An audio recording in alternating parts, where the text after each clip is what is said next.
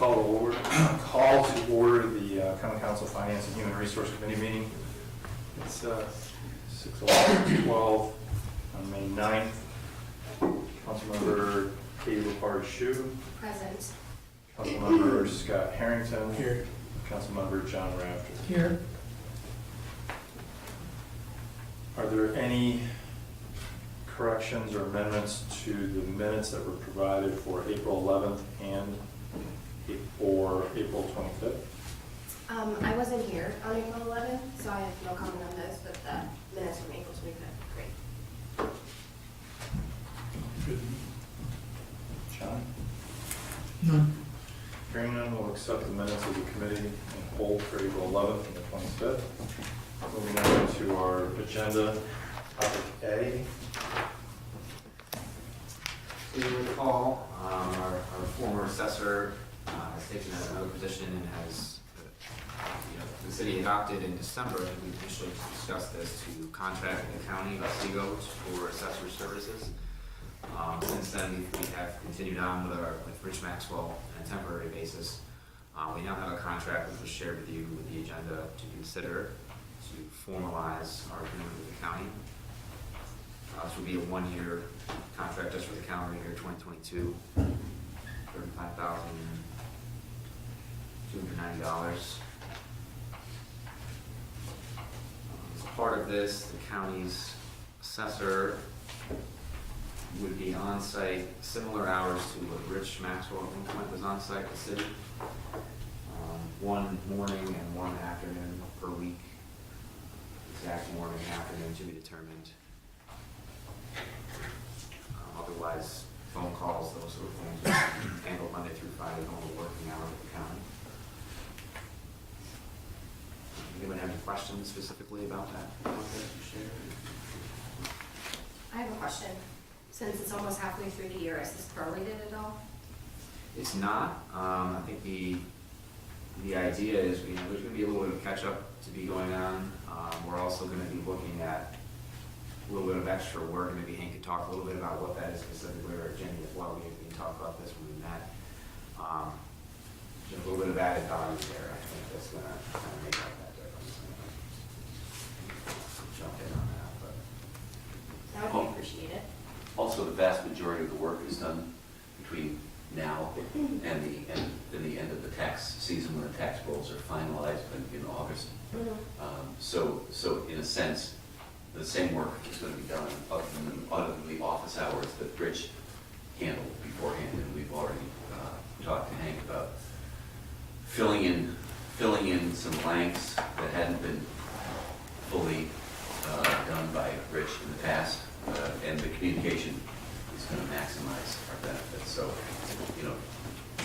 the same amount of work is going to be done, even though it's in a shorter period of time. Okay, thank you. And it's also an annual contract, so if there are any issues, we can address it next year.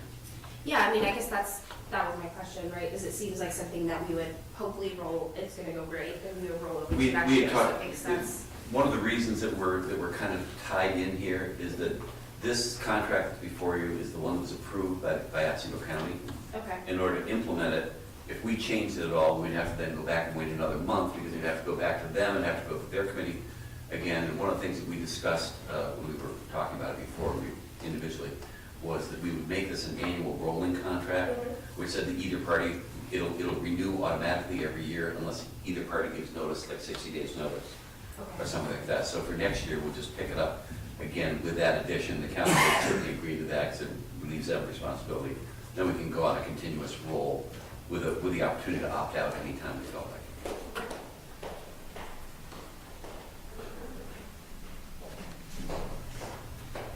it. David, you did say that we can opt out anytime.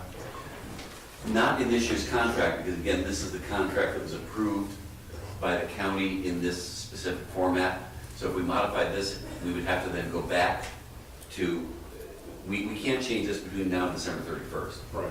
But prior to December 31st next year, we'll enter into an amendment that says that it'll renew annually unless either party gives 60 days notice to the other at any point where we can terminate it. And then I'll just pick up then thereafter in a rolling contract. We can terminate any time. And Greg, what is the thought process for an escalator? Escalator, we haven't discussed future years. We haven't discussed escalator, but again, and by December 31st, we'll be able to discuss an escalator if there's an issue. Because we are going to have to renew this, either renew it or enter an amendment. It's to it based for on next year. $10 per parcel that would be included in the final tax roll, is that my understanding? Correct. Unfortunately, we can tie him into lots of other contracts across the county, so we can foil his contract with the town, for example, keep track of what's going on. Well, I think that brings up a good point. How many other municipalities is, I'm not going to direct this to, how many other municipalities is the county doing this service for? I'm not aware. We can answer that. Okay. Thank you. The city, we've started this negotiations, as Mr. Merzick said, it last year, actually. I think it was at the beginning of Yeah. December. It has taken a long time. But the county, at this point, the city and the town of Oneonta, which Rich Maxwell worked in, those are the only two that we have at this point. And our goal is not to, take over assessing for the entire county, but there was an opportunity in that Maxwell decided to go elsewhere. And I think that we can provide a decent service. The person who was targeted for, or target is such a harsh word, on track to come in was a person who was not certified as an assessor. She decided to resign in the beginning of March. I got notice that she was resigning, which was kind of devastating to our process. But we did have contact with a person who works for the did work for the public defender's office. She now works for real property, is certified as an assessor, is willing to take the course over the summer at Cornell, which is a week long on industrial and commercial building valuation. And I think that she will do a good job. We're not, in order for us to staff up, I wanted to get the model out there where we're actually doing this, because I think that it could provide a service for towns and the city municipalities that need it. There's been some, used to be, there were 20 years ago, there were very few multi-town assessors. Now it's a race to see how many towns an assessor can get, but what does the municipality get? That doesn't always work out. So I think if we keep it limited, and in talking to Penny, our personnel person, there are some issues with the CSEA or the union at the county and civil service rules about, if that becomes more than 50% of your time, then you have to deal with the creation of an assessor position and do all that. So with Pam, if she was at 2 days a week between the city and the town, that's below 50% of her time, so we don't have any problems there. We can't load her with too many, it's not like she could pick up 8 towns, for example. We're not actively recruiting, but what we want to do is get staffing in our office that are learning this. I mean, some entry-level people maybe, or 1 or 2. I don't want to go crazy with hiring people at the county. You know how that works. But we do need some people in the process which could provide administrative assistance for the assessor. Let the assessor be out there doing what they should do best, which is to assess, not deal with paperwork and sending exemption forms, which are kind of, process oriented, that we could easily do. Also, historically, I've had the opportunity to work with Hank and other municipalities that I represent. And one of the problems that we have had here in Oneonta is coordinating information flow between the city and the county, and then from the county through code enforcement, because code enforcement issues the building permits with valuations in them, and then they should be followed up. Right. And we were having lots of problems with follow-up of assessments after COs have been issued. And one of the things that triangulating is going to do is we're going to have Hank following up with Stephen, following up with the assessments on particular properties as improvements are made. And again, Hank sees the county numbers and knows, for example, that if we're flatlining, that's not because nothing is changing in value. It's because things are getting picked up and then transferred onto our books, onto the county, that will increase our tax base. And I think that, again, coordinating between the offices which has not been great in the past, is going to, in fact, provide us with a more accurate tax base, which then allows us, if we have a higher tax base, we don't have to raise the taxes as much to close the gap. So I think it's a virtuous cycle. And again, I think it's ultimately everybody's benefit. It's a fair form of efficiency, which our city administrator is always looking for efficiencies and shared services. And so I don't know if there's any room out there for grant money from the state, because we are sharing our services between the county and the city, but I'm sure you and Judy will look for those monies.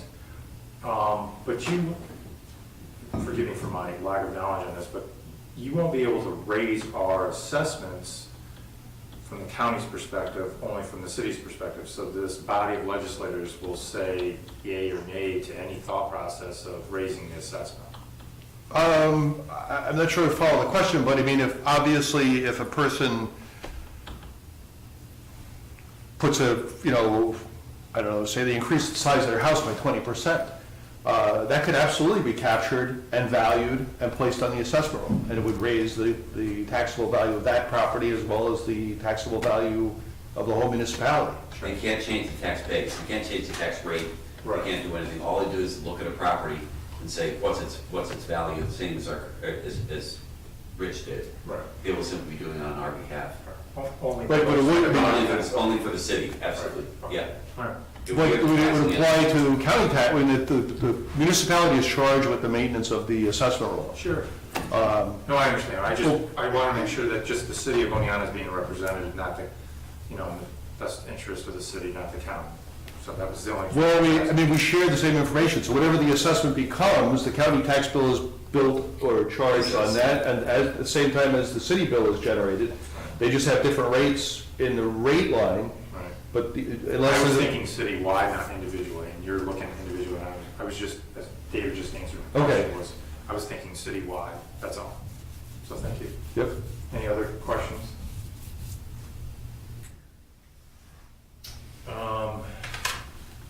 Getting back to the contract, is there any other questions concerning the contract? It's a one-year contract, actually, as Katie brought up, it's not quite a year, but we're finishing it off, and we're gonna be paying $35,290. Any other questions?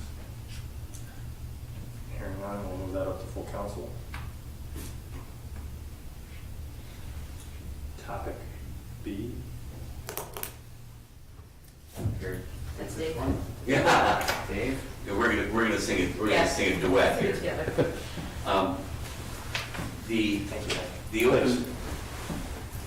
The legislature, when they passed the budget this year, also passed extensive changes for the authorization of video conferencing,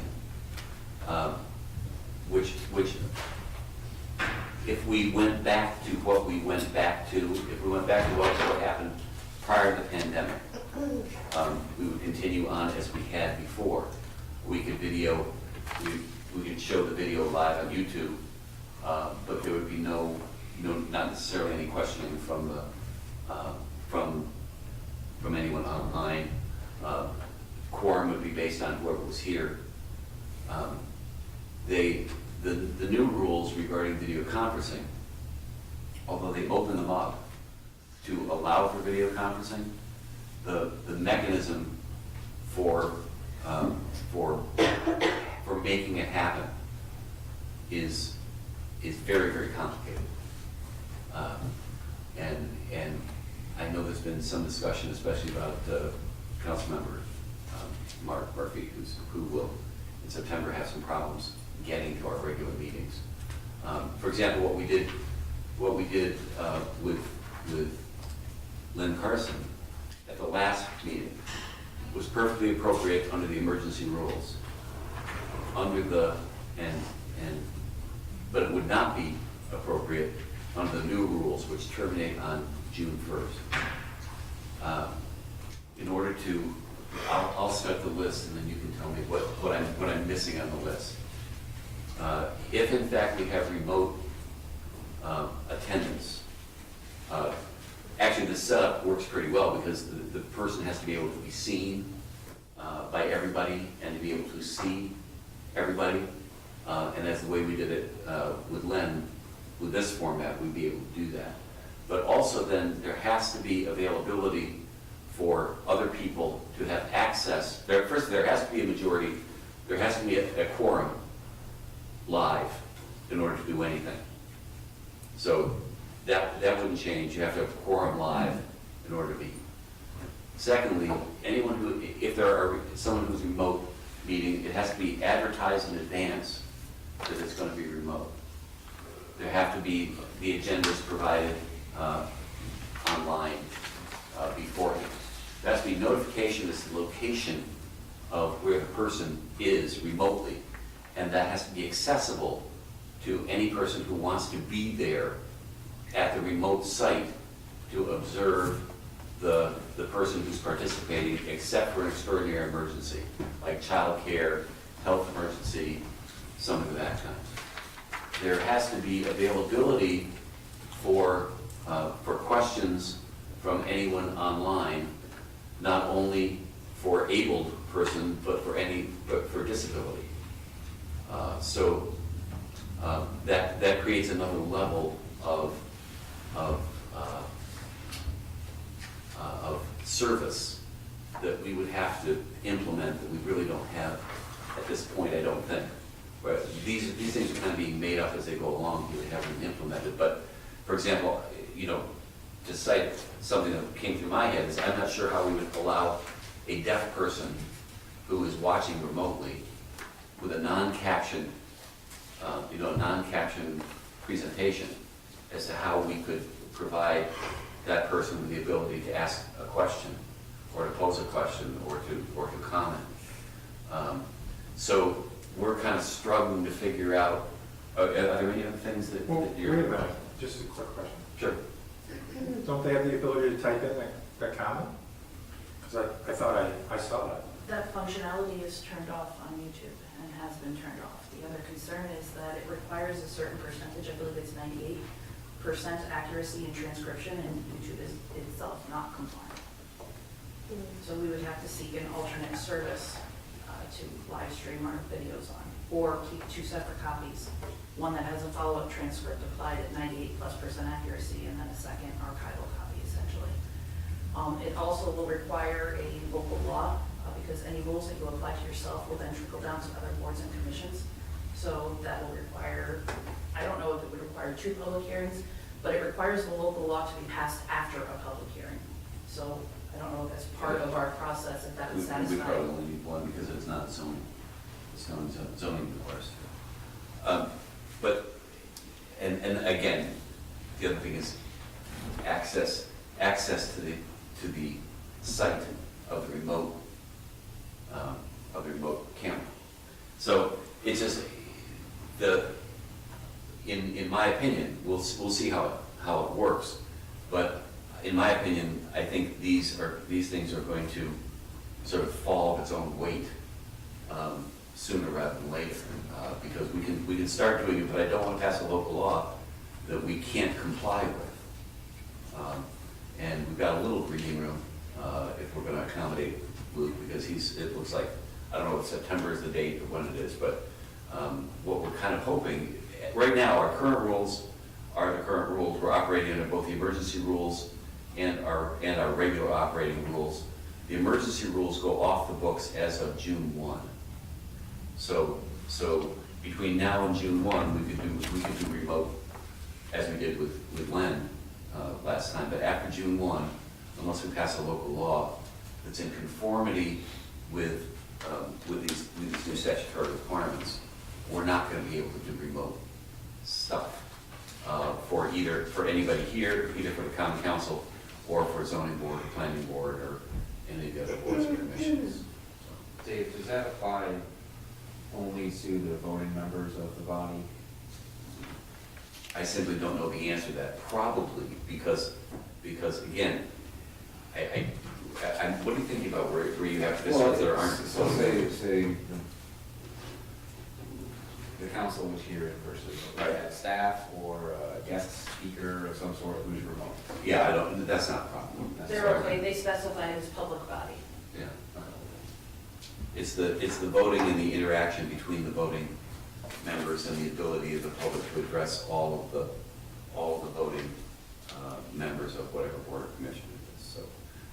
we're not really looking for a resolution tonight. We just wanted to kind of bring the problems to your attention. So that, and again, we didn't want to wait until council and start having conference discussions about this, the next council meeting at 9:30 PM or something like that. We just kind of wanted to, and I assume that everybody's got It's in the the copies of packets. this. Yeah. So when you really have trouble getting to sleep, start reading it, and then you'll get a sense of the complications that they have interwoven in an attempt to make sure that everybody gets to participate.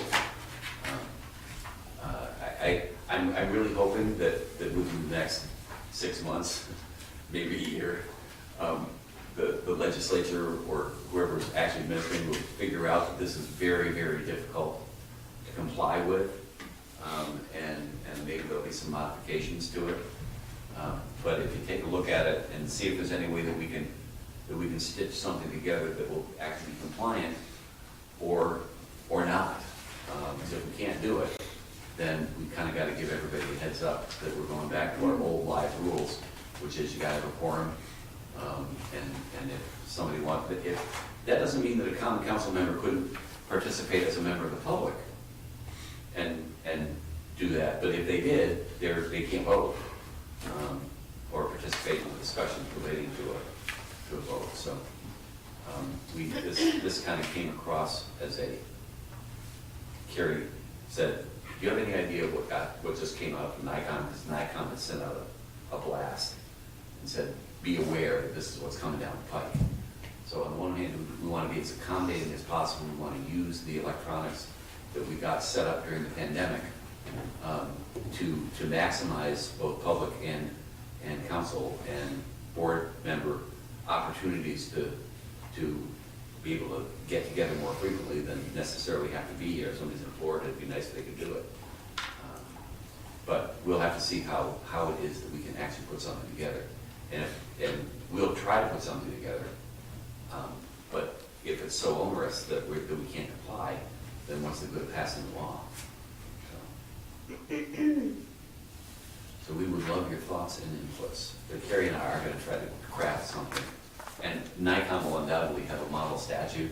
I know they're working on one. Mhm. So, and we like to rely on them because everybody, they're very thorough and they're they try to do things that are practical. So we're kind of looking for them and we'll get something out as soon as we can. But like I said, we wanted to give you a heads up as to what's going on. I don't want to oversimplify it, but is the hearing impaired the only part that we can't comply with or are going to have difficulty complying with right now? Anything that is ADA required is going to be our biggest, Compliance issue. yeah. I mean, we could probably, like, again, I was concerned as to how we're going to do the laptops, how we're going to have the face and person of, so that everybody could see.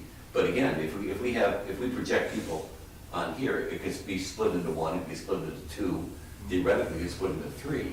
Can't split into four. If it's split into four, then you don't have a quorum here, and you can't have the meeting anyway. So if you could split it into up to three, then you can still might be able to do it if we could comply with the other stuff.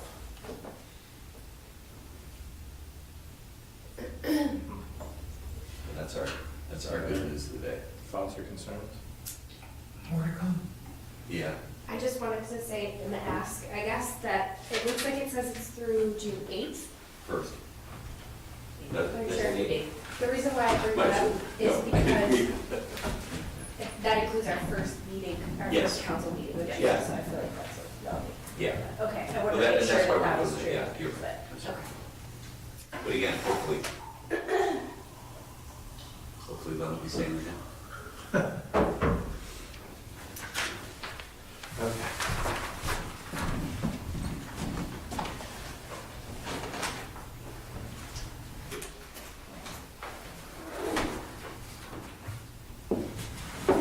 Carrie, when do you think you'll have a better grasp on everything? We're still receiving information, like I just received a packet of information today, so I would think that we should have at least bullet points that we can probably do by the next meeting. Absolutely. I'm sorry, by the way. The next meeting. Okay, thank you. Yeah. Thank you for reading all this. I'm sure it's as riveting as the clerk's Yeah. manual. What was This is that, not 400 400 pages of something?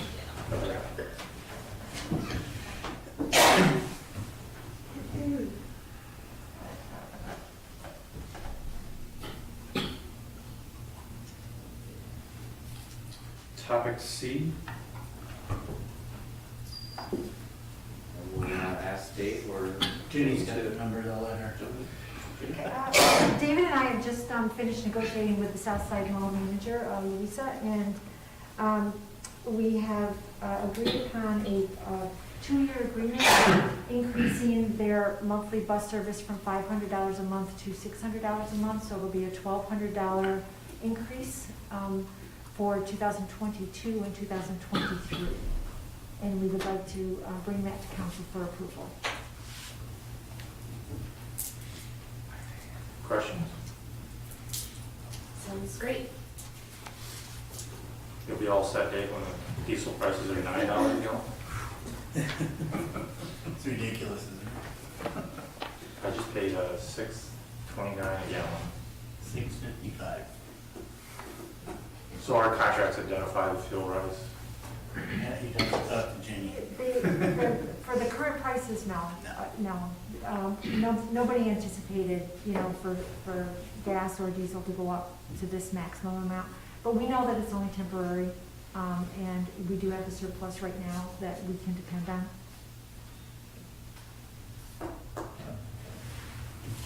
No more questions, we'll move that up to full council.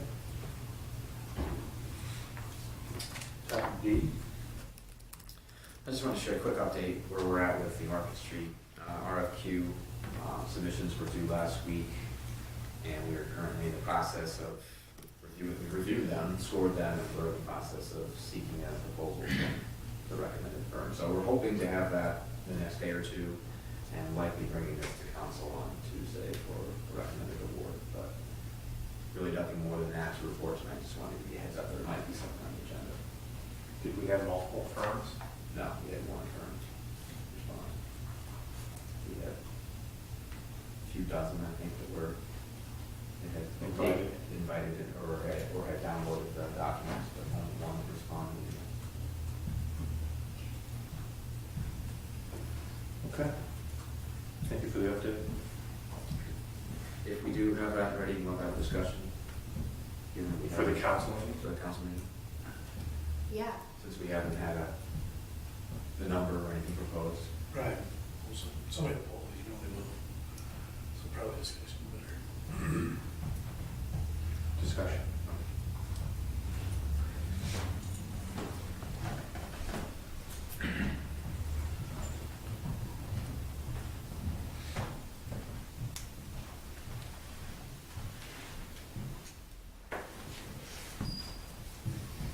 Topic E. Similar, we have a bid opening on May 12th for this project, Newell Park paved pathways. That's the pathways in Newell Park area along Mill Race between Newell Place and James Jorgensen Ave, and also along Catella Park connecting the road to Catella, David Better Drive to the New End bike path gate. So pending receipt of a responsive bid, we would hope to have an award recommendation on the council agenda next week as well. And that would coincide with probably two motions, one to set up a budget and one to award. So if that comes through, I will put those on the discussion agenda as well. You said 2 different resolutions, right? Yeah, we'll have to establish a budget as well as award a contract. The budget for this would be funded through ARPA as well as the FOF donation. But we haven't established a budget for this project yet. So we're going to be setting up an ARPA fund? This would be through the opera, yes. It was included in the list of projects that was included in the 2022 budget. Right. So you're just creating a fund line? Yeah, what we need to do is, once we get the budget determined from the quotes that come in or the bids that come in, then we'll put all the numbers together, and we'll, as Greg said, we'll have 2 different motions, one to actually adopt the budget. The funding will be from ARPA and also from the contribution, and the other one will be to award the contract. Similar to what we did with the electric improvements, phase 2, 3, and 1, so we're setting up budgets specifically for each individual project that's funded by ARPA as we go along. Good. It's more detailed.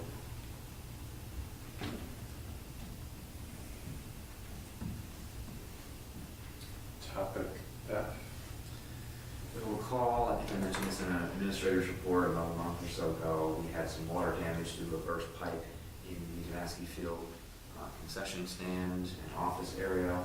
Quite a bit of damage. We've had assessed by a local contractor who gave us a quote for around $71,000 to make all the repairs. We've already been in contact with our insurance agency. We expect that this will be reimbursable, at least a portion of that. We'll have a $25,000 deductible. So Sorry for that. $25,000. Is that just on structures? Jenny, could you? That's on the buildings and the contents?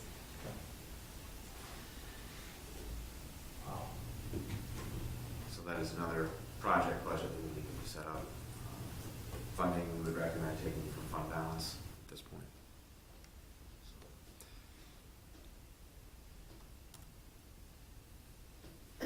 Our contingency? Right now, the contingency, it's a little early in the year for us to go to contingency. We can take that route. Because we have not finalized our funding for the NIPA project, quite a chunk of that is gonna go for that debt payment once we finalize it. So I really would like to stay away from the contingency line for the moment. But if you prefer to take it from contingency, we can. It's just a matter of timing of when we dip into it. Can I ask about the repair reserve?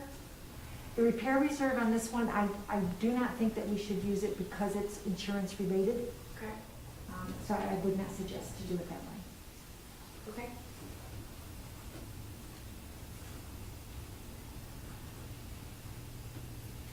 Good. Mm-hmm. Go, let's go with your plan.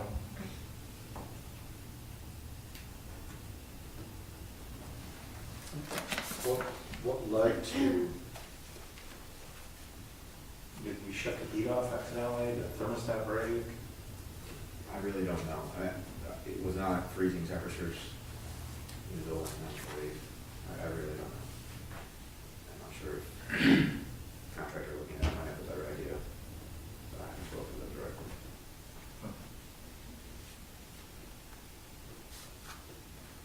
It's all in water.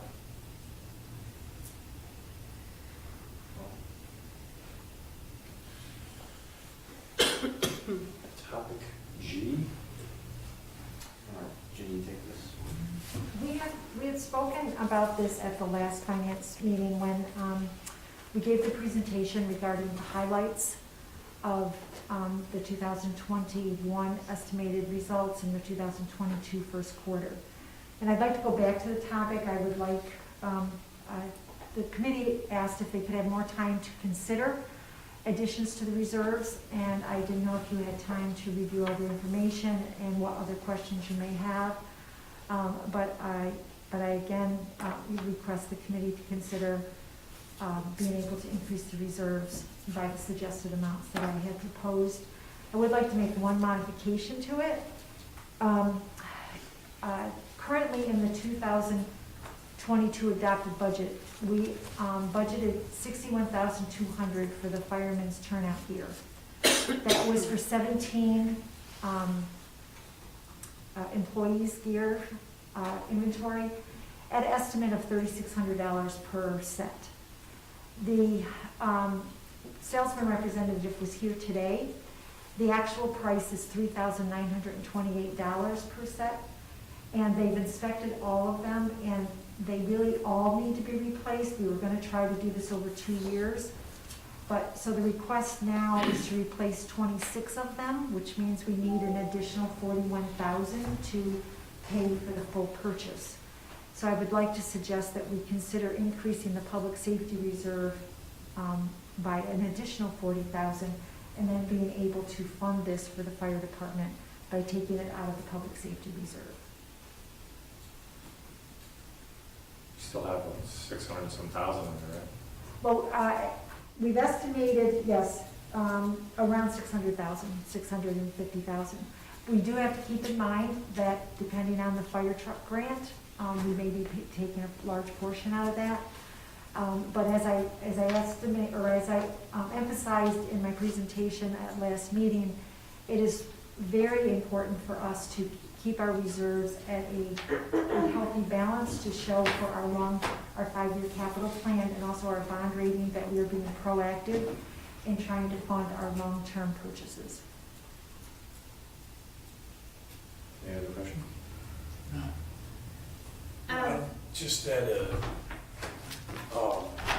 when I was asking about parks, Jenny, I didn't make myself clear. What I was asking for was with everything that we're doing in the parks, should we do a little bit more money in the reserve because we are putting all this electric in, and bike paths and walking paths and stuff like that to start getting ready. Because in true fashion, sometimes we forget a little bit further down the line to put more money back in. So that's, where I just, I'd like to see a little bit more money into the parks, but that's just a concern. I don't. Yes, well, right now, my recommendation was to add 50,000 to it, but if the committee wants to make a larger recommendation, that is fine. I didn't make the larger recommendation, as I said to you, because we are doing so many ARPA projects with the Parks Master Plan right now, that I thought that those plans themselves would give us time to be able to add over the next few years back into the Parks Reserve.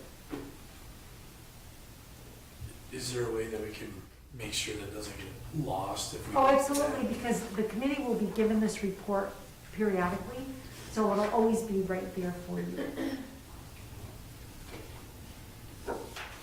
So I have to apologize because I thought I had it with me, but I can't locate that document that we were working off of last week. Is fair? This is my only document you can. Okay, thank you. Yeah, I think, let's see. Thank you. This is for the next one.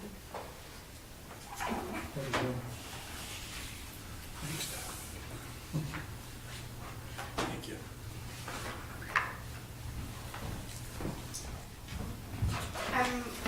Yeah, I think, so I don't see, oh, is it on the back? Yes, I'm missing a full page.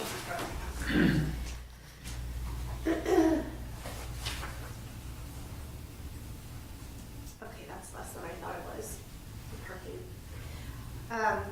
Yeah, I don't know, I think knowing that we are committed to spend 80 of the 100,000 that we're gonna be adding to streets and sidewalks, are you sure? Okay. I would advocate for us to put more into that reserve, just as I did at the last meeting. I don't know how anybody else feels about that, but we're really only bulking that up by like $20,000, and I know that there's a lot of work that needs to be done, so. And Len, you weren't here at that meeting, but I had suggested that we set up 2 additional new reserves. One would be an IT reserve for 100,000. The reason I had requested that is because we will have a number of computer-related expenses coming up in the next 5 years, replacing major servers and replacing a lot of computer hardware, especially down at the public safety building. It was all installed at the same time, so we're trying to pace out the replacement of it so it doesn't hit us all at the same time. So I wanted the committee to consider that as an option. And then the second one was a parking reserve, and I had suggested the amount of money that we received from the sale of the Deep Street lot. I don't know how the committee feels about that, but I just thought to start our parking, our paid parking concept, that we could fund, start a reserve to fund the installation of the hardware that we're going to need for it. Right, wasn't that 70,000 with 2% escalator? I'm sorry? No, you're saying D Street, the amount of money, it's 70,000 a year plus 2%? No, what I'm saying is what we sold the lot for. Oh, what we sold a lot for. What we sold, that was 257,500, and that was my recommendation on that. So I could, I'm not sure how the committee feels about establishing those 2, but if you don't want to establish those 2, then we can take those funds and reshuffle. For me personally, I don't mind starting the fund but to put all 257 in there, and we haven't really heard from you and Greg on your thoughts of paid parking yet, would you really want to commit funds to, the money to that particular fund? Are you anticipating from your, your conceptual thoughts that you're going to be spending that kind of money?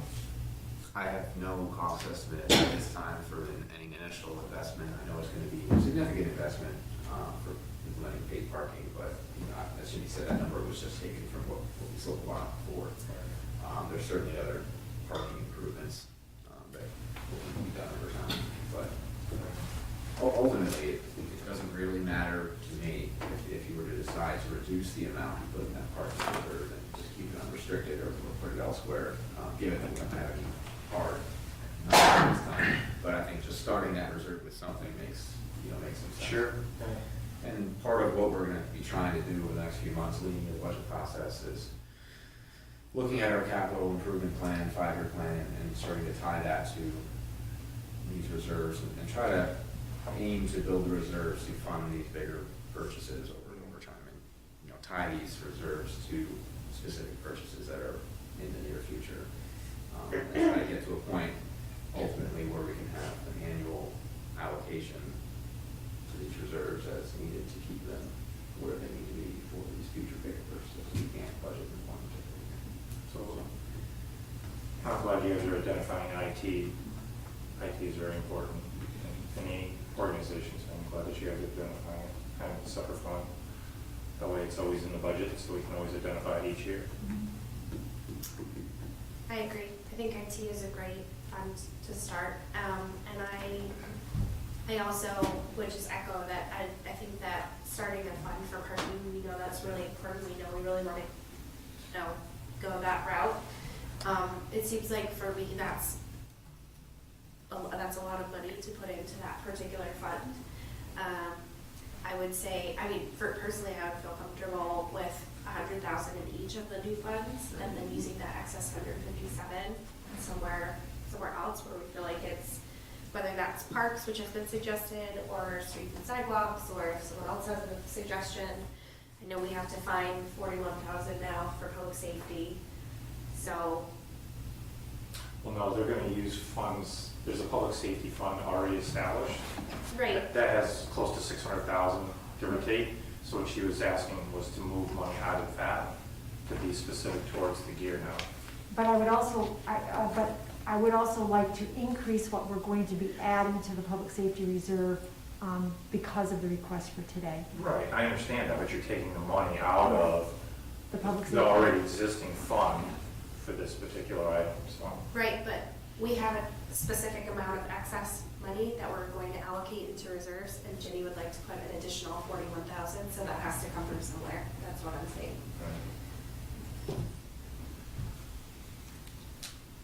Thoughts?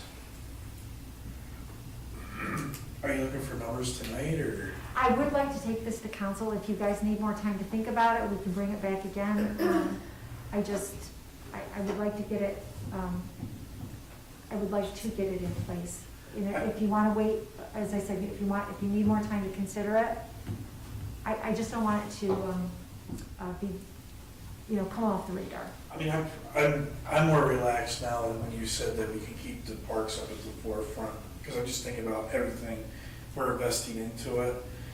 So I just want to make sure that we keep on, blacktop cracks and breaks away and stuff. And I just want to make sure that's stuff that we can take care of, because everybody's starting to really use our parks. So I'm perfectly fine. Katie, you're the one who do the streets. You have a number of mine you want to move over? Well,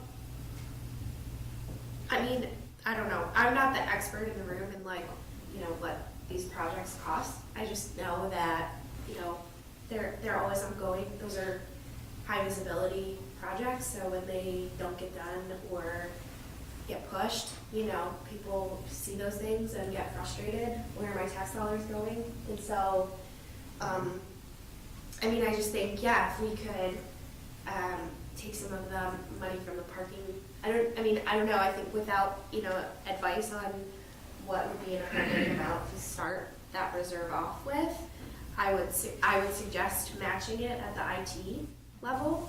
And then there would be an excess 157. 157, but then the 41 would go to public safety, so we'd have like 110 about. I mean, that doesn't all have to go to streets and sidewalks if someone else has something that they, No, I agree. I think that 106 should go to the streets, because exactly what she said. I hear it all the time. all the time. All the time. It's really the one thing that the constituents set us up, hits me up. I'm sure our public Department of Works can use that wisely.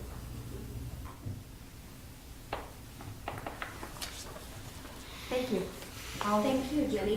You're welcome. I'll get that motion written, and I'll send it out for your preview. Yeah, that's what the preview. And then, we'll just segue, if you don't mind, I'll just segue right into the budget transfers, Len. I sent them to you electronically this afternoon. I do apologize, I wasn't able to get them out by Friday, it just wasn't possible. And so what I gave you was a paper copy, just in case you didn't want to read it electronically. But this is just to fulfill our obligation of reporting to you what the city administrator has approved for budget transfers that are between 1,000 and 10,000. There's also one report there for the final ones for 2020. If you have any questions, I didn't write those up individually to give you all the detail of why the transfer happened, but if you have questions, I can answer them for you. Could you just explain, I'm glad you brought that up, could you just explain kind of like the general process of this? Because it seems, final year-end transfers seems like routine, so I'm just wondering. Well, it is routine, and the reason it's routine is because there's some entries that do not happen until the final books are closed. Okay. We also sometimes don't always have all of the invoices in time. For example, we still actually are getting 2020 invoices now in May. So but I have to draw the line, and the line has now been drawn as far as we get any more. They're just going to have to be absorbed in 2022. However, so what we do is when we get the final journal entries done, we get everything reconciled, then we look, okay, what didn't we get covered by December, only because we didn't know the expenses had happened yet. As you know, we look at them periodically, and we either bring them to council or Greg and I meet, and we do them then. But a lot of things happen in December, and it was just getting final numbers over the weekend, and then I looked at the budget transfers, and it just happens to be, could be payroll accruals, it could be invoices that came in at the last minute in December, or it could be just something that we did not have at the time in December to give you. And because I wait until all of the closing entries are done, that way I don't have to keep bringing them back to you. Gotcha. Thank you.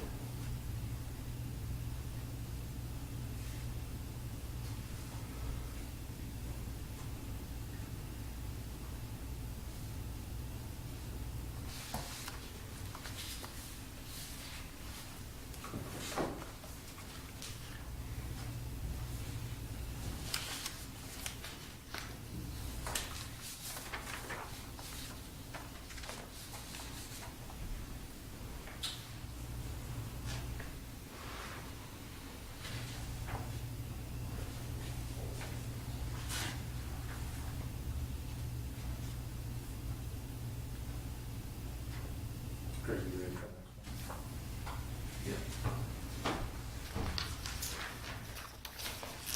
We had previously discussed,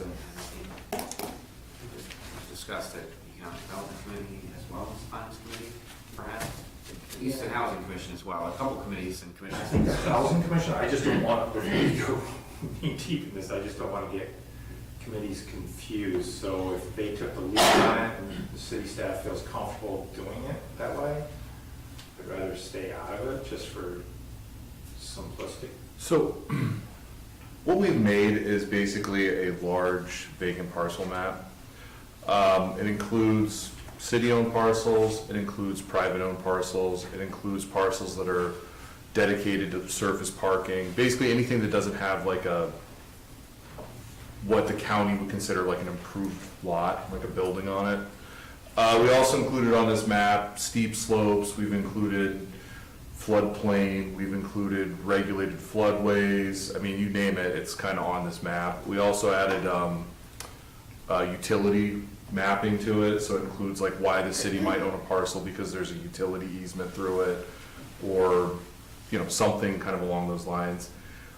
When we finished that map, it was really big and it's really pretty involved. So we made it into like it's an ArcGIS, like an online link.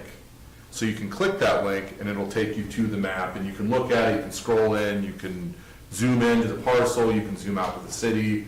It's pretty awesome, but it's pretty big. So what I think we're gonna do, and I brought this up to Greg, is we'll send it to all you guys, the link, and then you can click on it, you can kind of view it at your own leisure.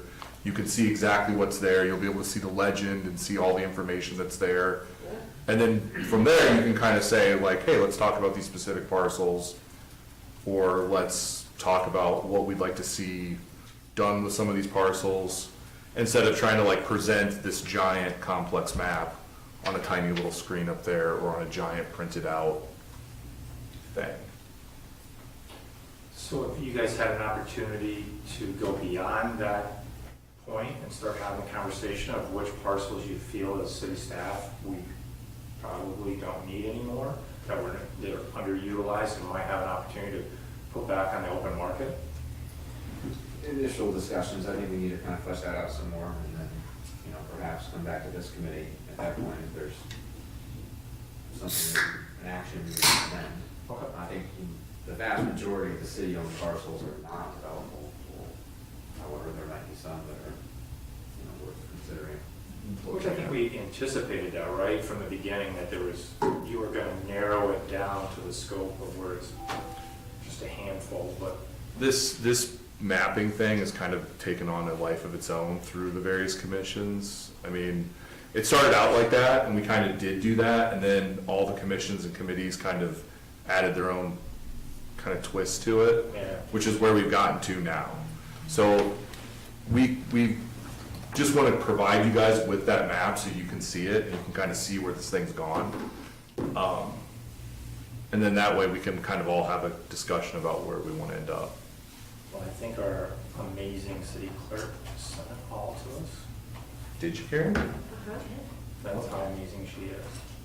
It's really, I mean, it's a really impressive map. There's just one decision in her life that I probably would question. I'm sure she questions it every day too. I don't though. And that's why did she lie to it with a Highlander? Well, I think it's cool. I'm glad we have a GIS employee to provide this type of information for us, because I can't imagine how much it would have cost us to have this service provided. And then, so, Maureen is awesome. Maureen is awesome. I actually never met her, so whoever she is, that's cool stuff. I see, if there was a transfer in there, she got some additional training, so very cool stuff. That's probably the geek in me. So yeah, as you can see, it's a very thorough map. And we, like Greg said, we have talked about some parcels that are potentially of value. Good. But yeah, so that you guys can now see where all this work is. I'm not gonna click on it because I found that'd probably be rude, but I would get lost in it. I'll look at it later. So what do you guys feel is the next step then? We're gonna take a review and then in 2 weeks we'll have another discussion. Do you wanna work with this committee or do you wanna work with the housing commission? I just don't want things getting complicated, and I really don't want you guys repeating yourself 2 or 3 times on this stuff, so. What do you think? I think So- maybe, go ahead. I would only say that I think some of these conversations, though they appear redundant, some of these groups are looking at these maps for specific things. So like the Housing Commission's big thing is specifically housing. They're like, how do we build housing? How do we locate housing on vacant parcels? So they're talking about this map in one way, not so much maybe the sale of parcels or commercial development, or they're specifically looking at where we could build housing. Right, but they're not looking at the city of Oneonta going into real estate development. Right. Well, They're not. well, they're looking at potential sites that, public and private, Yeah. that could be available for housing, however that works. Right. And one of the reasons why we did this map is to try to eliminate, like the opposite of what you said earlier. We're trying to eliminate some out of the realm of possibility to get down to a reasonable number that makes sense. Because right now, you know, some of the commissions and committee meetings that we attend, we're hearing this vacant properties like it's a salvation for the city, and it's not. Right. And so we think this map will help with that as well. And the Housing Commission, I think, will use it for both public and private vacant lots, which, you know, the city doesn't own those lots. We don't know who's a willing seller, and on and on and on. So if the Housing Commission is gonna work on the vacant lots, then they have a lot more homework to do. Right. To reach out to the property owner to see if they even want their property, Right. you know, on a map or discussed or highlighted or whatever. But it was just, So, I was on, was it last year, whatever it was, on the county's website, and that's how I discovered that we, the city of Vacant owns 90-some parcels, and I just thought it was really odd that we owned that many for such a small city. well, you'll see a lot with like their orange highlighted around the boundaries, but the whole lot isn't highlighted, and the reason why is those are properties that we won't sell. They're like, some of them are watershed protection area properties, and so like, you know, if you're looking at city-owned properties just to look at everything we own, there's a whole lot that are not gonna pop up with the various colors that's potentially, you know, properties potentially for sale, because we bought them for a purpose, like, you know, watershed protection comes to mind, but there are other reasons as well. And they'll show up with an orange boundary, but they won't pop. Like the China Wall's one of them. Like, it's not a developable parcel, it's a, Yeah, utility easements, they're not easements, they're actually parcels that the city owns in some cases. It's something that's up for sale. Some of the parcels that we own is because they went to tax sale and nobody bid on them. Right. So, you know, I want to say there's probably a dozen of those. So I think I'm not sure if it'll be in 2 weeks or maybe a month or so, but I think at some point we would come back to this committee with a recommendation. If there are any specific recommendations for specific parcels, the city should do this or consider doing this in the future. Something that's relatively concise and. Before anybody else want to go? I would just ask the city staff to look at parcels that have been either underutilized or not utilized. I can think of a large parcel that has not been utilized in my brain cells at least a decade. And I would ask for us to start looking at those types of parcels and saying, okay, is that marketable? Is somebody out there willing to purchase that property and start developing it? Whether it is for housing or something else other than that. I can think of a few of them off the top. So that's from my perspective of get it back on tax rolls, one way or the other. I mean, we are the city of the hills, so there's going to be some lots out there that are just not buildable. I think the other thing to consider is that, like, people are pretty creative. You know, there are people out there with, you know, business ideas and ways to develop things that we haven't even thought of. And so if there is an accessible list of parcels that we would be willing to sell, you'd probably be surprised, you know, that some people might, I mean, depending on the affordability of it, you know, what they might come up with. Yeah. I completely agree, because there was a lot that was for sale and sold through the auction. Was that last week? County auction on Chestnut Street. And the night before, it was up for like $600.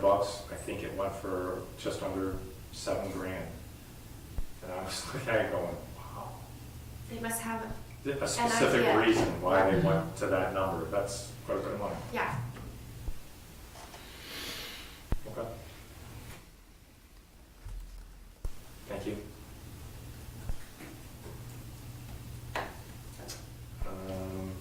Sherry, is that possible? The remote was behind you. I didn't bring it with me because I didn't anticipate, but Yeah. you can just turn it on. It's ready. Okay. Does it do both at the same time? So that one did not.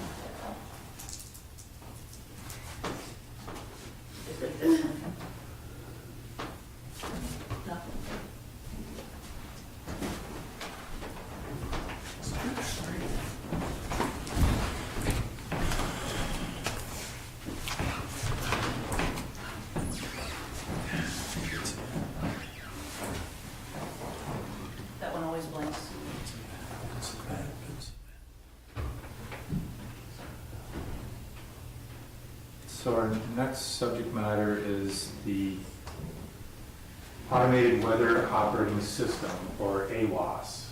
So Carrie, if you can work with me, the existing is here, and the relocated will be here, so if we could make that a little bit larger, so everybody can see it. I know it's hard to see, there's a lot of information on here. So this is the existing AWOS, it's been there since 1965, and, Go one more quick. There you go. okay. So existing AWOS, been here since 1965, and the projected relocation of a new AWOS system. So this is obviously older technology.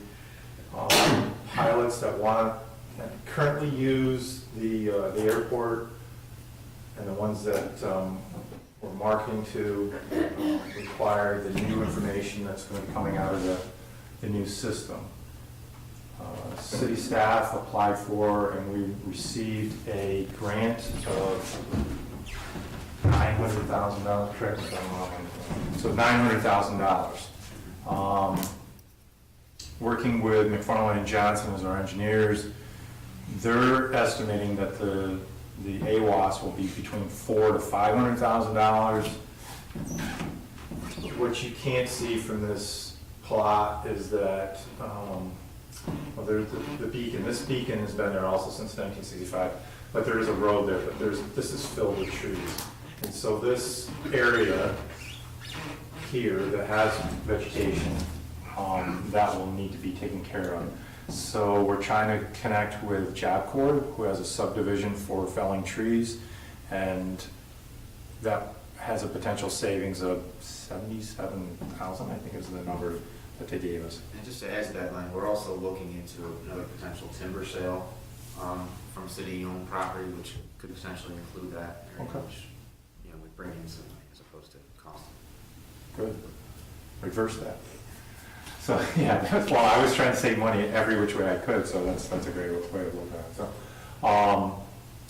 So then for me, I immediately asked, well, what can we do with the additional potentially $500,000? And working with MJ, we're looking at what other infrastructure components on the airport proper that we could use that for. And so we're just trying to whittle our way down through the list.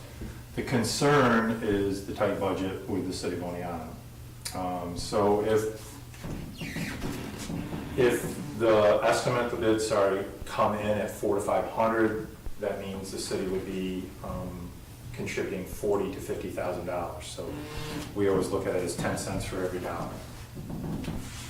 So that's potentially what we're looking at in this particular project. There's a couple other projects, but again, once this piece of equipment is moved over here, then this gives me real estate to develop, and we have folks that want to develop. It took about a year to go through the process of getting a lease agreement drawn up by our city attorney, and we now have it in place. And so that obviously would be a document that comes through the city town council legislation for approval, but it gives us the ability to look at this space now. Anything behind this yellow line, we can start looking at developing. And like I said, we have people that want to start leasing land. And then there's more land. There's approximately 64 more acres down below over here, but am I missing anything on that one, Greg? No, just to clarify the budget, the original estimate was a design and construction, $1 million, so $900,000 grant, 10% match, $100,000 for the city. If the project cost is less than that, our 10% is whatever the actual costs are. I'm not sure about what your conversations were with the Turner, if he's talked with the FAA about reallocating that money elsewhere. Right. I don't know where that's at. But. Yeah, unfortunately, I don't either.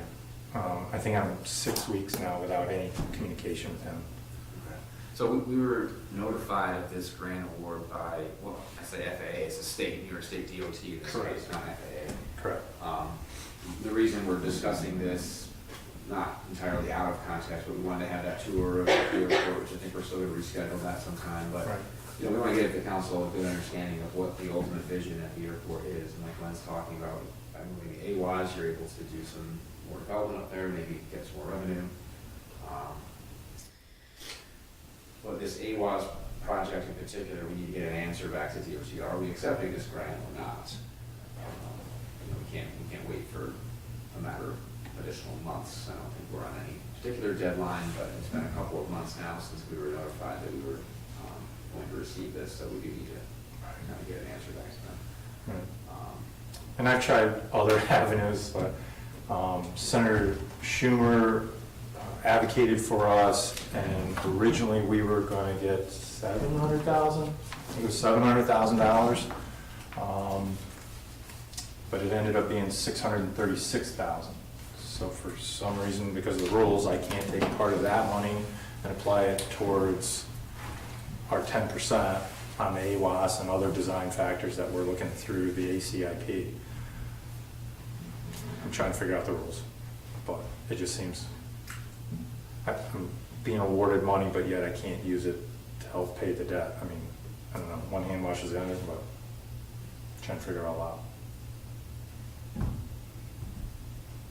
Can I ask, sort of like Greg was saying about the vision and developing this land, what does that look like? Is that something that the city is responsible for? And then we lease the development, or would individuals be like leased with the ability to develop on their own? Like, Mhm. what does that mean? So, Terry, if you would just kind of zoom out. So this is the airport layout plan, and this is what McFarland and Johnson had come up with. So this is part of our master plan.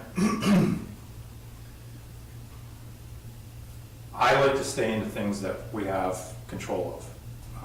And the problem that I've had all along with this thought process is that this shows the city of Oneonta owning land that it doesn't actually own. So everything out here that you see being developed would mean that we would have to purchase that. So you see a master plan of a new road, and so for me, I stick within my boundaries. So this is my boundaries that I have here. And so we have the ability to develop. We could actually move the road, Wallace Road, we're discussing of moving the road. The further we move it here and come back into the main hangar, this land, as long as we stay behind that yellow dotted line, becomes developable.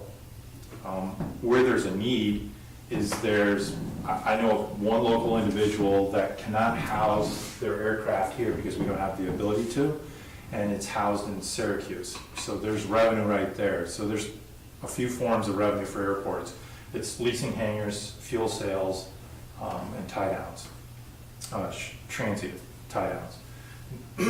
So we're missing out on money, revenue streams. This is a local individual, and I also know that there's others that are looking at the airport that want to develop here, but we have certain restrictions. Number one is we need to get this AOS moved. So once we move it to here, then this land here starts becoming very developable, and we can get in multiple hangars. And once you see it physically, when we take the tour, you'll probably get a better hands-on experience. You'll understand where we're going at. But there's things like the fuel farm. That's another grant that we've been awarded. I think actually I added it up today. It's over $2.7 million we've been awarded in grants in the last couple of years that we actually need to use. So there's a fuel farm that's here. It's been in the ground since 1965. It was bid out last year. It was kind of more of a Cadillac version that MJ had kind of talked us into, and it required a lot of infrastructure being built out. We've now had to accept getting it between the main hangar and our terminal, thank you, and hangar, this says number 2, but we call that hangar D. So the fuel farm will be here. And so it'll be very accessible for the pilots as soon as they come in, whether they're on Part 135 or their general aviation. they'll be able to come in and see the fuel farm, and so that's revenue number 2 for us. Substantially, the city makes very good money off of fuel sales every single year. Short of the taxes that we pay, that's one of the big negatives that we have at the airport, is that we actually pay municipalities taxes. And that's kind of a really odd situation that we're paying taxes to another municipality. So it's something that I'd like to have further conversations with the city administrator and mayor and others of what are our options besides paying municipalities, because right now it's about 30, I think collectively it's 35,000 a year is what we're paying. So I think to decrease our expenses obviously helps overall with the functionality of the airport, because to me, I'm trying to get it to cash positive. That's the ultimate goal, is to get it to cash positive. So it's not currently. No, because we got to pay $35,000 a year. You know, I don't like using COVID as an excuse, but we had 20 and 21. 21, we did the reconstruction, so this apron area, so the fuel farm is here, all of this was tore up. And we had complications. Weather was the biggest one, and then the second one was we kept the spoils, and we placed them here, and everything was approved through the environmental plan, and we were 8 feet over. I think it was 8 feet. Yeah, it was 8 feet over. Dirt actually went 8 feet over the amount and they shut us down. And it cost us 2 more weeks. So for every week we're closed in the summertime, I can't sell fuel, and that hurts. That's our season. This time of the year is our season. I think fuel sales so far have been going up. I think we're trending and in an upward motion. So we'll see how the season goes. But we're very hopeful, even though fuel prices are going up, we have a quota where we keep moving it up, so that we're always cash positive on that. So if I could sell more fuel, which the new fuel farm will allow us to do, and then we can start leasing spaces, we'll be able to do that. So to zoom out, ultimately what we're looking at doing is, what you see in green is a parallel taxiway, which has never been there. And that's been, the design was paid for $300,000, is that the number, Greg? I don't know. Okay. I don't recall. Got confused, but anyway, so we have design approved, and that's going through the process now. And then it'll go all the way to the end where 2-4 is located. And as you can see, this section here, the FAA is already approved because we're losing these 2 lower hangars. A and B, we're losing them because the elevation will cut them off. The FAA is paying for this apron area over here. And again, as I said, this is a 64-acre parcel that could be developed, along with everything behind that yellow dotted line can be developed. So I'm sorry, just to reiterate my question, when you say it could be developed, are you looking at the city investing in development at the airport? I guess the short answer would be no, provide the opportunity. Okay. The infrastructure is, For private. right, yeah, for private. The infrastructure is up there, so what we have up there is we have as much electricity as we can ever use and future use. And we already have internet service that succeeds anything that we have around here. We have 1 gig up and down at the airport right now, today.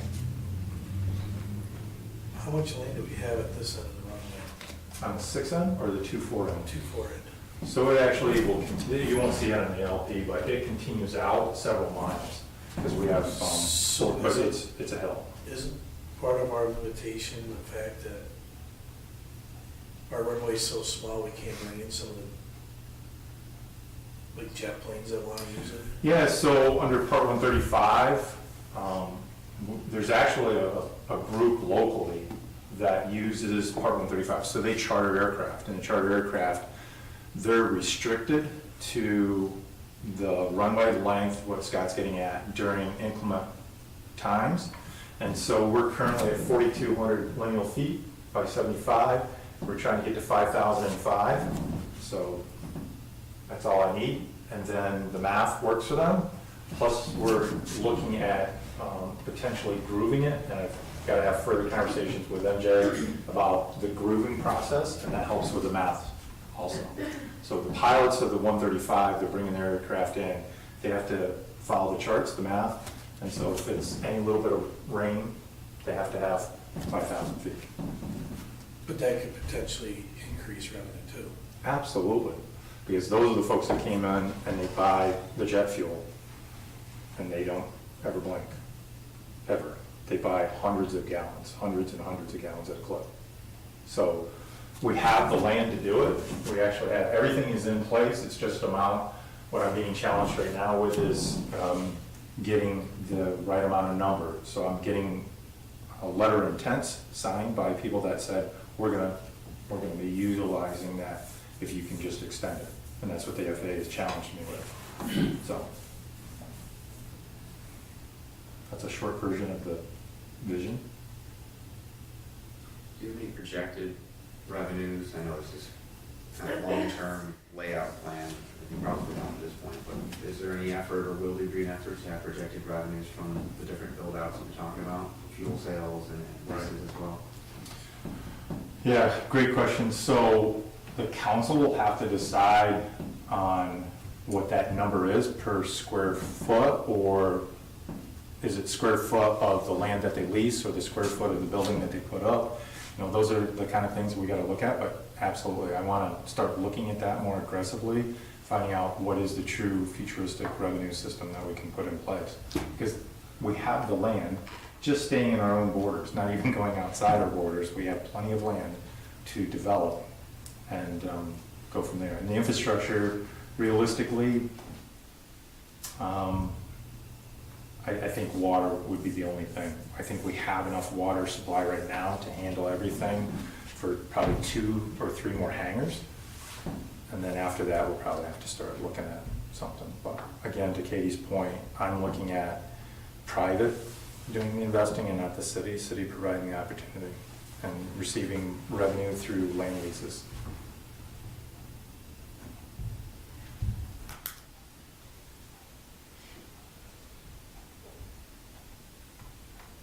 So what are you looking for from us today? I think Craig wanted me to bring up the AWAS. Potentially, we've got to say yay or nay to the 10 cents on the dollar. So I can only give you information that McFarland Johnson has given me. I have to go back to my notes, but I think it was February of this year that I was speaking with him, and that's when he told me it was going to be $400,000 to $500,000. So I think we need to get somewhat of a commitment from the council to move forward that we will pay the 10 cents on the dollar to receive the $900,000. So the council would need to commit $100,000 to this project, understanding that costs come in less than that Right. $1 million, that we'd be paying less than $100,000. If they come in more, we'd be paying more, lens, conversations would turn into less. But we would have to commit $100,000, which is unbudgeted at this point, and would be coming from unrestricted general fund balance, I assume. Right. And the reasoning for moving, so I understand that the current AWAS is old and outdated. Yeah, and that needs it's to be replaced. 1965. But the reason for moving it is so that we can encourage private development. Correct. Gotcha. Correct. So we're updating the equipment that takes us into, the next 2 decades or more. And in the meantime, it frees up land space that we desperately need. I mean, this is the prime real estate that everybody wants. They literally, when they want to park their aircraft, this is where they're going. This is a wide space over here. So by getting rid of that small little hill that the AWAS sits on and moving it over here, we free up all this space. I have a question, but I don't even know if anybody can answer it. Why is a municipality paying $35,000 a year in taxes? Well, I knew Ginny probably could. It's because this land is located in the town of Lawrence. Some of it's in the town of Lawrence and some of it is in the town of Milford.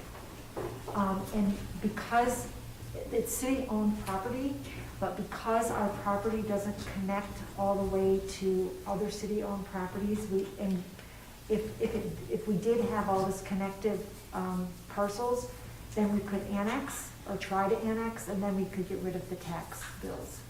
But because right now that property is sitting in other municipalities, it becomes taxable. But probably a different way to address that question is that back in 1956 and to 1965, there was an agreement made up between the city of Oneonta and the village of Lawrence. I've never seen the document, nobody has any proof of it, it's just that we've literally been paying taxes since 1965. And the majority of it goes, as you can, I can't see it from here, the majority of it is to town of Lawrence. Town of Lawrence, yes, and I also think we're the highest taxpayer for the town of Lawrence. Absolutely. But I have never seen that agreement either, but if you look on the tax roll, I could check it with Hank, the county real, county real property, and find out if they have the agreement on file, because that would affect the class of taxability. So I could actually communicate with him to say, why is it classed this way? Right. But it has been taxed for, well, I think, since its existence. It's an oddity though, right? I do not know if it's an oddity. I haven't looked into other city municipal airports that are not within the city boundaries. Well, just city land in general, right? It's an oddity that one city or community municipality is paying another municipality taxes.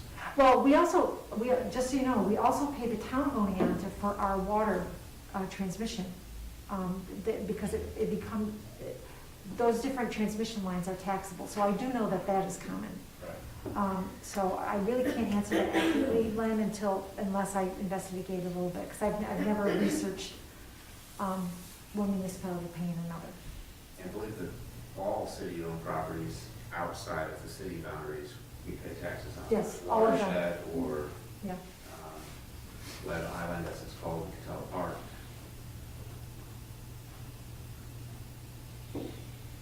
So that's our challenge. I was curious, I've never, But like Greg said, instead of paying to have the trees removed, if we can have somebody come in and they find value in the trees that are there and harvest them, then that's making it cash positive than a cash negative.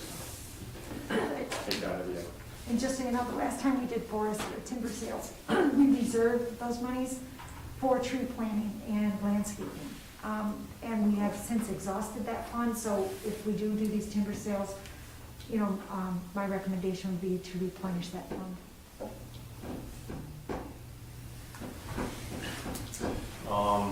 So I guess my suggestion, and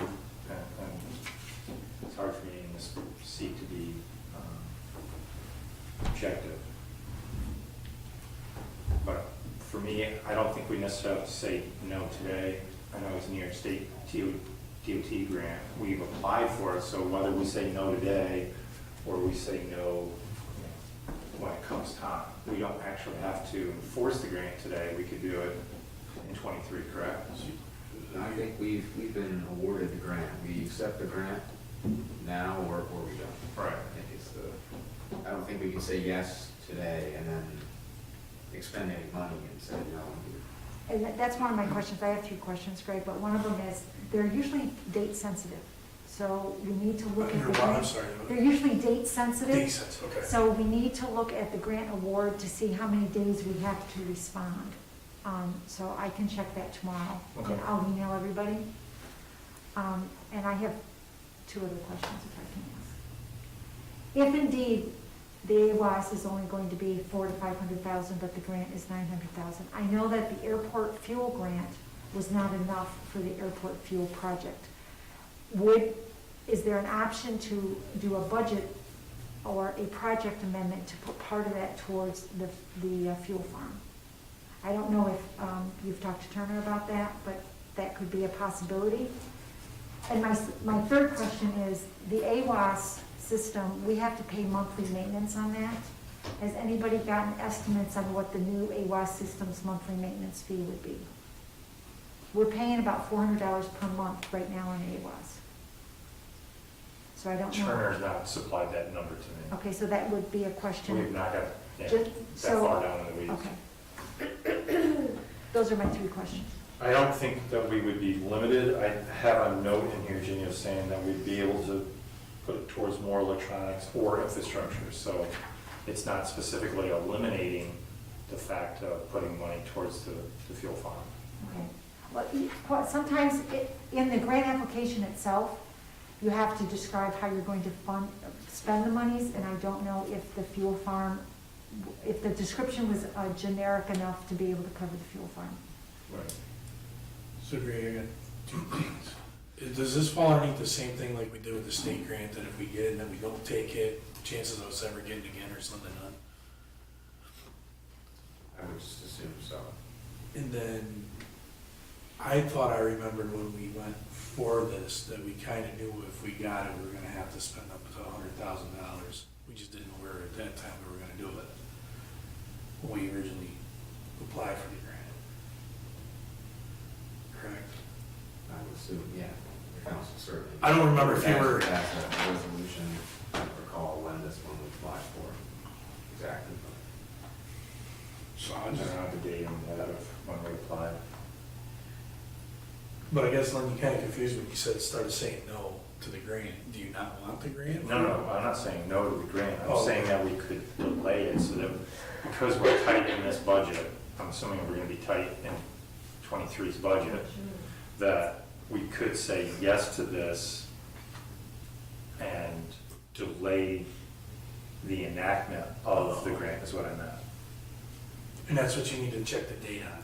Because what I have for a note with Turner was, the last time we spoke, was we can schedule 2023 to be the engineering and construction if we did a contract with them in 22.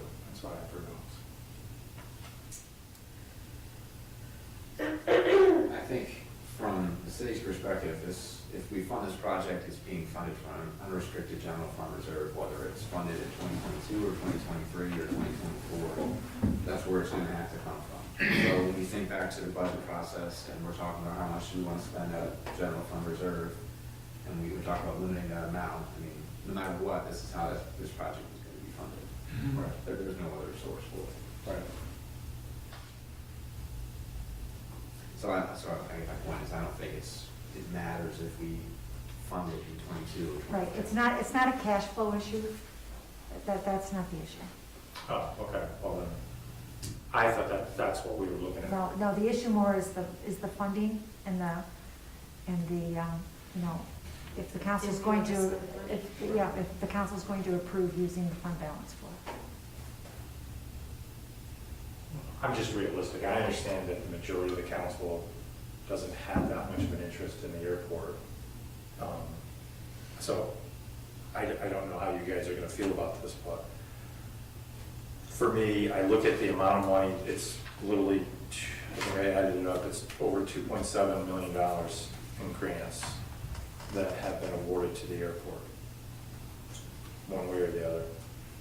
I think it speaks volumes if the state or FAA or whichever one it is willing to keep giving us grants for it, then if they see an opportunity in there. Right.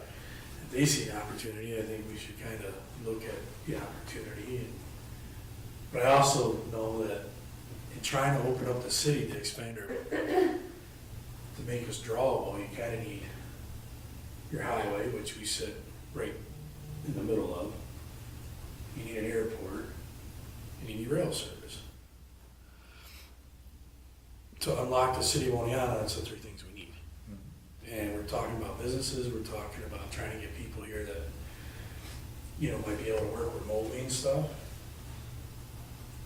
I would take the gamble that, and I also see like with the baseball families and stuff, I see them flying in and they hang out and they fly back out. And maybe if we could get more land, you know, the land opened up and get more private development up there. I don't know, think we kind of made a commitment, I mean, you kind of need that equipment to be able to land an airplane. Right. I'm sure they're starting to run into issues of trying to find parts for a 1965 AWOS system. So, I would say if they want to fund it, and we can move it and do what we need to do, and otherwise we're gonna get stuck with the whole bill. Eventually the system will break.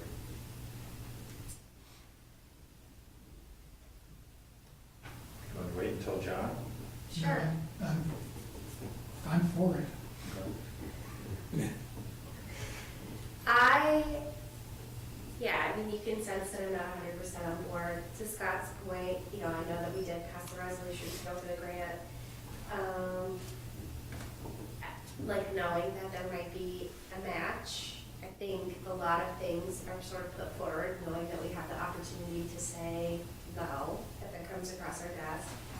I can certainly understand the need for a systems upgrade. This project in general does not sound like a bad idea, other than it's unfunded, and that's a challenge. You know, I've been fighting for funding for other things that I think would benefit a lot of people. You know, to Scott's point, I do see the potential of the airport to help our community develop. I think I would want to have a better understanding of the airport's use in the community, because when you are talking about, you know, benefiting one local individual who has an airplane, you know what I mean? That's obviously a very small subset of the people we represent. So, yeah, I mean, I feel like, you know, one of the things that I would love to see from the airport, and I don't know if it's even remotely possible, is, you know, I know Scott is interested in opening up rail, in terms of like commuter rail. Are we ever, in your estimation, are we ever going to be able to have like commuter flights? Right. And that's where that Part 135 is. So that's someone paying a pilot, a charter system, to take them there. And so Yeah. that's the one question that I get hit up all the time, is when are we going to bring that back? Are we ever going to get it to the point where we can bring a charter system in? The math is the first thing that they hit. So from the 4,200 to the 5,005 is where I need to get. So I need that 805 lineal feet of the runway to bring a charter system in. Okay. So it's always kind of like the egg and the chicken thing, but I'm looking at the parallel taxiway, and I'm trying to get the FAA just to fund me the runway extension before I get the parallel taxiway. Okay. But these are difficult conversations that I'm having with them. So yes, I'm looking at trying to bring a charter system in to bring, for passengers to go in and out on a continual basis. Okay. In that case, I would support the development of the airport. And to Scott's point, I'm working with Otsego County Tourism. I think it was 2 weeks ago, 3 weeks ago, that I had an hour-long conversation with them, trying to understand, they've never had to actually track who's flying into Albany and Binghamton and coming to Oneonta, because they can't land at Oneonta. That's where they're going. They're not going to Sydney, they're not going to Norwich, they literally are landing there. We don't understand how to get that point yet. And so I just don't have enough time in the day trying to figure out who's landing there. And now with the local baseball camp coming right out and saying, hey, we're going to be doubling our size, that means we have an opportunity that's never been there before. We are busy this time of year. When those baseball camps open up here and up the road a little bit, the airport's busy. And so I completely agree. I wouldn't say yes to this if it was only a couple of people, benefiting a couple of people, but this technology needs to be replaced, and it's an opportunity for us to do that. And if we're looking at the future, yeah, there's going to be a good revenue stream. The first one for me is trying to get past this hurdle of municipal tax. Could we reach out to the town of Warren supervisor, or maybe have them at the table and see if maybe there's something we can do? Definitely a possibility. So then are we in agreement to putting this on the council's agenda? Sure. Okay. Yes. Can I ask just some notes I had for our conversation with Turner, like the AWAS equipment is not required for an airport to exist. For general Correct, aviation. For general aviation. However, in order to do what you're trying to do, which is attract more people. Commercial.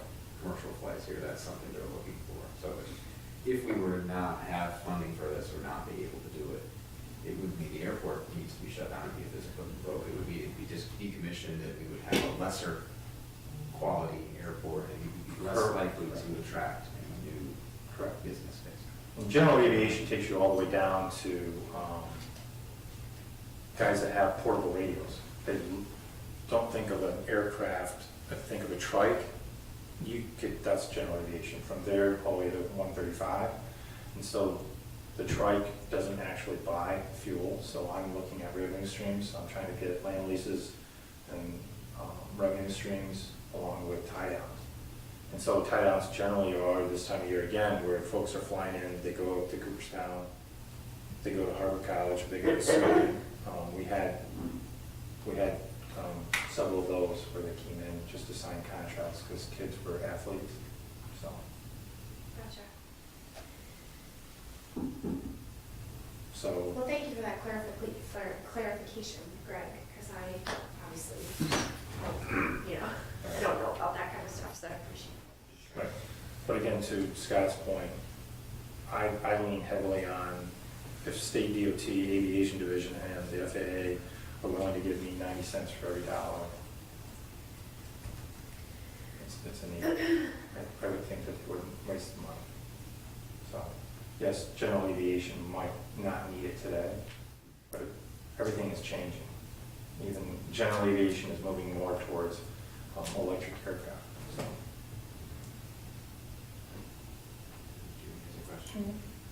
Can I ask, sorry, I'm just curious, do you know what the cost of the build out to the 5,000 or whatever the number was of the runway to get to that point? Again, I've been unable to have an open line of communication with our engineer for the last 6 weeks, which is very frustrating. So been trying to have that conversation because of this new group that want to get there. Mm-hmm. They're so active that they're trying to figure out, can we pay for it and work out some deal with the city? That's how active they are with this. Okay. Yeah, I was just wondering if it's like millions? It's millions. A lot of millions? Yeah. Because there's millions and then there's like a lot of millions. Yeah. So I was just curious. Kind of like the lotto jackpot, right? Yeah. Right. And that's where the frustrating thing is, it's like the chicken and the egg, and I'm like, well, the parallel taxiway would be great, but if I could get to that runway extension, then that solves a lot of our issues of bringing people in. Have you had any feedback or anything at what kind of money might be coming in from the state and federal governments on this, all the infrastructure money that's coming down the pike, like what levels might be coming in? Beyond what Senator Schumer gave us, yeah, because Yeah. originally it was 790, I got my notes here now. Originally it was 790,000 that they talked to us about, and then now it's down to 636. So I don't. Okay. I know that there's more, sorry, I just know that there's more transportation money coming down the runway. And again, if we had somebody that was actively engaging for that for us, this is my frustration with this group right now. Yeah. I know, and we're waiting too, I'm sorry, Jenny. We're waiting too, there's like, you're getting bits and pieces, but nothing has come out yet. Right. So we don't know for sure what programs the money's coming into, but yeah, there may be more, hopefully, coming down in the next, like, we're hearing like 5-year plans Mhm. with just huge amounts of money coming in, so maybe that'll change things. I'm done. What is the 636? Has that actually been an award to us? Yeah, that's actually what we were awarded. I haven't seen any paperwork on that. Do you have it? Mhm. So how do you Again, know my it's been? information comes from Turner and through McFarland and Johnson. Okay, so I'll reach out to Kelly and. Actually, I take that back. I think I did. Read you did? I think it was a list. I might have been given a list. I'm not sure. The 636 is, Schumer. Yeah. I'll look for that, Jenny, Okay. because I think we were on a long-standing list that Turner sent to me, I think. Right.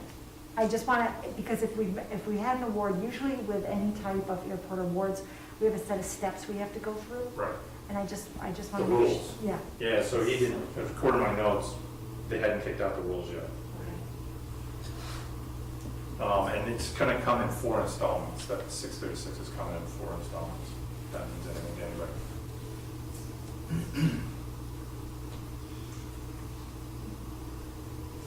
Yeah, I'd like to read the grant itself, the award itself, and see how it's tied, if it's generic or if it's, because usually our airport grants are reimbursable. Right. So when you say 4 installments, that makes me wonder if it's just a, here you go, spend it Right. type thing. So, That's where my frustration is, because I'm like, you're saying I'm getting 636, you don't tell me what the rules are, yet over here, I'm trying to work within the city's budget, and I'd like to get 10 cents on the dollar paid for by something you else. usually can't. When there's a local portion requirement with a grant, in my tenure, I have never, the only time I've ever found the local portion to be covered by another grant was through our ATC funds through DOT. And that was for transit. That's the only time I've ever found a local match. Or you could get a private organization to give you money that can go towards your local grant, your local portion. Okay.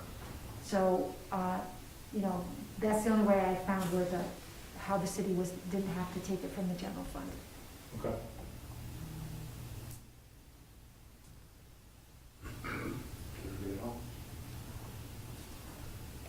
Is there a need for an executive session? Oh, no, I just have 2 more items.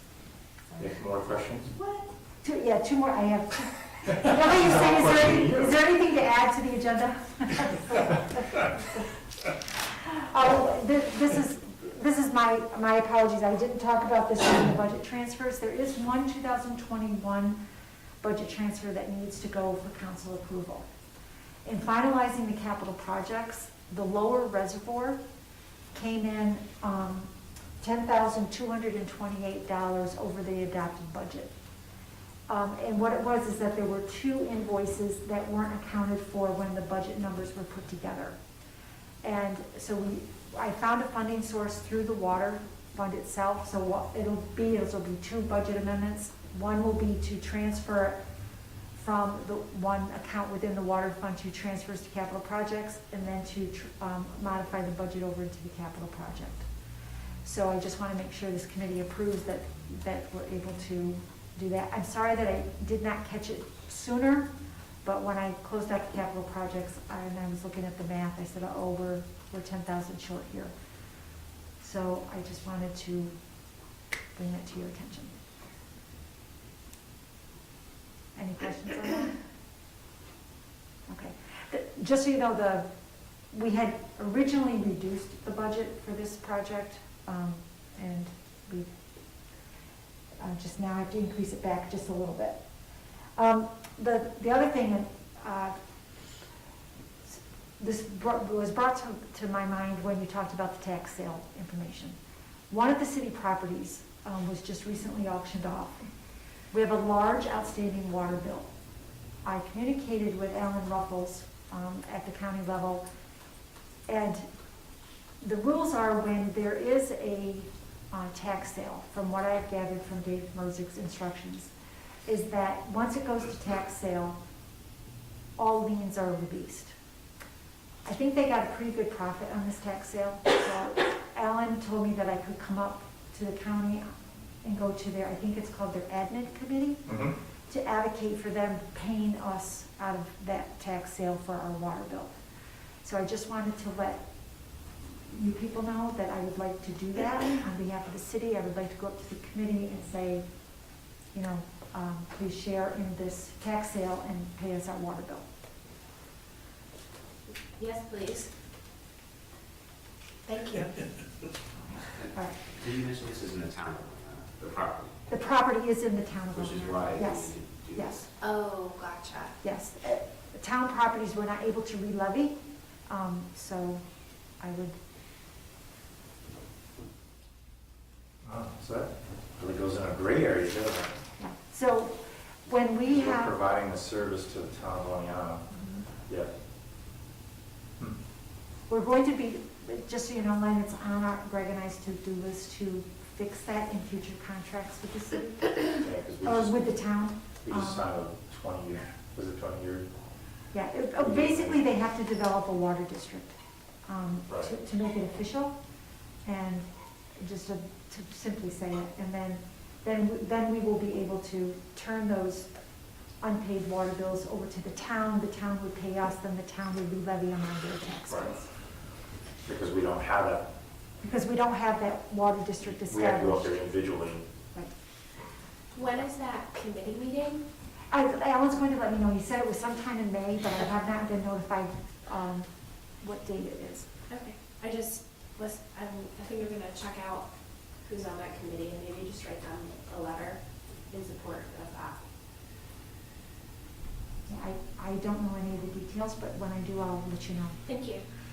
That's where our county reps could help us out. Uh-huh. Yeah, I'm trying to think of which one's on it. You said admin? I think he said the admin committee. Right, because they're the last vote, so all the other subcommittees, they make a decision, then it goes before admin, and then admin goes to the county legislators, a body, and then they vote. It's a 4-step process. So just in case, Steve, you were bored here, I would suggest going up there, really. It's too much efficiency for me. Sounds like. Definitely very efficient, 4 levels. Yeah. It's fun, It looks especially. like the only representative from the city is Adrian Martini, who's my representative. So, That's on admin. yeah, correct. But yeah, if you would send me the address of the property so that they know what I'm talking about, and then I'd be happy to just write a letter too. Thanks. I'm sure Jill will. And Yeah. Clark. Yeah. We'll do what we can. Jenny, Yes, are you done? I am done, thank you. Sorry. Do we need executive session? Can I get a motion to adjourn? So moved.